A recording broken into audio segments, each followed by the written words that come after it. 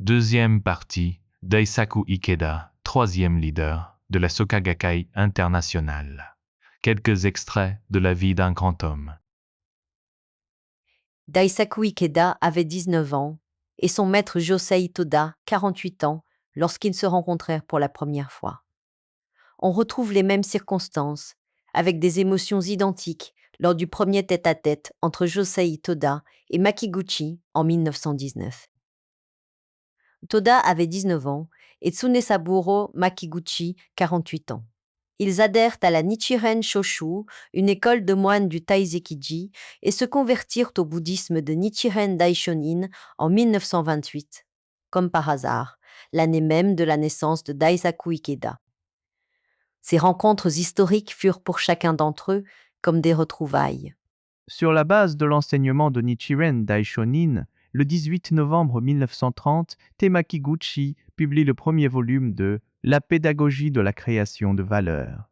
Et à cette occasion, il invite un groupe d'amis pratiquants pour dialoguer sur la philosophie bouddhique de Nichiren Daishonin. C'est ainsi que prendra naissance la Soka Kyoku Gakkai, société d'éducation pour la création des valeurs à partir d'un petit groupe d'éducateurs partageant les mêmes idées.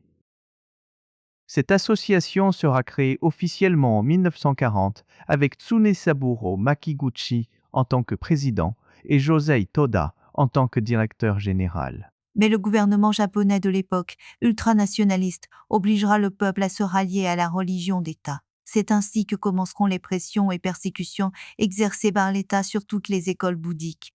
Par crainte des persécutions, la Nichiren Shoshu n'hésitera pas à trahir la Sokakyoku Gakkai, expulsant tous ses responsables, interdisant aux membres laïcs de se rendre au temple principal, excepté ceux qui se plieraient à l'autorité du gouvernement militariste en recevant le Kamifuda amulet Shinto représentant la religion d'État, reconnaissant l'empereur comme le dieu vivant et de convaincre Tsunesaburo Makiguchi d'arrêter la pratique en faisant pression sur sa femme.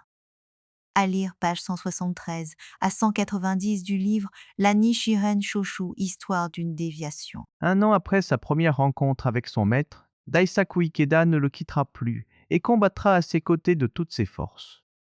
Malgré sa tuberculose qui le rongeait chaque jour, en dépit de sa santé fragile et d'une fièvre qui le tenaillait en permanence, il était constamment occupé dans la journée par son travail dans l'affaire de Josei Toda, participait sans relâche aux activités de la Soka Gakkai et étudiait chaque soir fort tard dans la nuit. Peu à peu, en pratiquant et en suivant les directives énergiques de Josei Toda, malgré ses longues journées, au fil des années, il retrouva de la vigueur et une meilleure santé, débordant d'une vitalité hors du commun.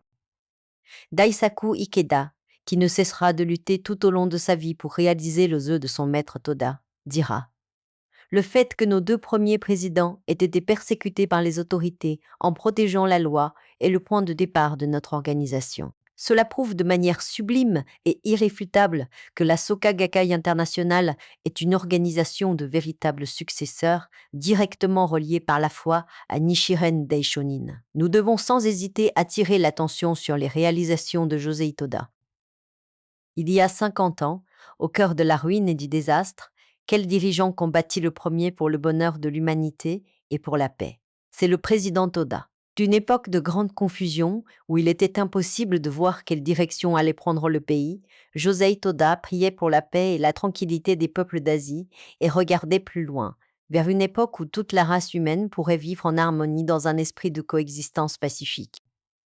C'est à partir de ce jour inoubliable, le 3 juillet 1945, à sa sortie de prison, qu'un magnifique réseau d'humanisme a commencé à se répandre à travers la planète.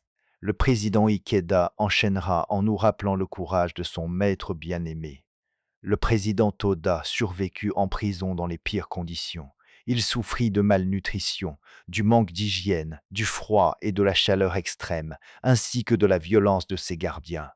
Dans une lettre qu'il écrivit en prison le 11 août 1944, on peut lire « Ayant pris conscience qu'un esprit sain fait un corps sain, je fais des efforts pour soigner profondément ma maladie pulmonaire, mon asthme, ma maladie de cœur et mes rhumatismes. Et ainsi je suis devenu très fort. Bien qu'à un moment j'avais perdu la force de vivre, j'ai rapidement recouvré la santé et je travaille à trouver divers moyens de vivre avec force et vigueur, dans la pureté et l'esprit totalement en paix.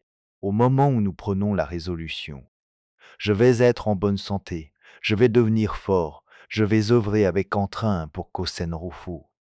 Notre vie commence à prendre cette direction. Il nous faut décider. Fin de la deuxième partie.